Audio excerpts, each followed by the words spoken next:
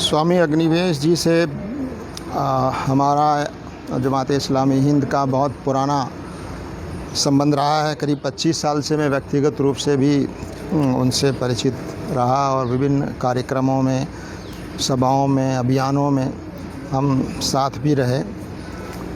और स्वामी अग्निवेश जी हमेशा सच्चाई के लिए और लोकतांत्रिक मूल्यों के लिए, मानव अधिकार के लिए, मानव गरिमा की रक्षा के लिए, दबे कुचले और पिछड़े और वंचित लोगों को उनका अधिकार दिलाने के लिए हर समय संघर्षशील रहे, प्रयत्नशील रहे।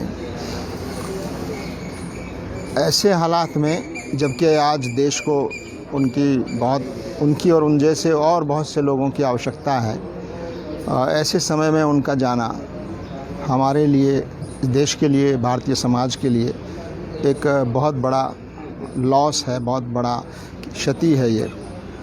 और स्वामी अग्निवेश जी जमात इस्लामी हिंद के साथ तो उनका संपर्क रहा ही, लेकिन 1993 में यानी बाबरी मस्जिद की शहादत के फ़ौरन बाद जस्टिस तारकुंडे साहब की अध्यक्षता में एक फ़ोरम का गठन हुआ, forum for democracy and communal Amity, लोकतांत्रिक एवं सांप्रदायिक सद्भावना मंच।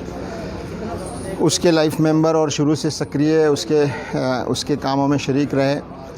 विभिन्न धर्माचार्यों का भी एक संयुक्त मंच धार्मिक जन मोर्चा के नाम से बनाया गया, जो समाज में आपसी सद्भाव और आपसी भाईचारा पैदा करने और नैतिक मूल्यों को बढ़ावा देने, सामाजिक कुरीतियों और बुराइयों को दूर करने में ये मंच काम करता है। उस मंच के भी वो सक्रिय सदस्य रहे और स्वामी जी का इस देश के लिए बड़ा योगदान है। उनकी सेवाओं को, उनकी कुर्बानियों को याद किया जाता रहेगा। और जमात इस्लामी हिंद उनके इस देहांत पर उनके करीबी लोगों को, उनके साथियों को हार्दिक संवेदना व्यक्त करती है। ये ऐसे सज्जन व्यक्ति पर हमेशा हमला होता रहा अलग अलग ताकतों द्वारा, तो आखिर क्यों ऐसा जैसे सज्जन व्यक्ति पर हमला होना क्या दर्शाता है? स्वामी अग्निवेश जी बहुत ही साहसी व्यक्ति थे, निर्भीक व्यक्ति थे और जो बात ठीक समझते थे वो बात खुलकर कहते थे। और इसीलिए बहुत से लोगों को, जिनको सच और सच्चाई गवारा नहीं होती, उनको उनसे आपत्ति रहती थी।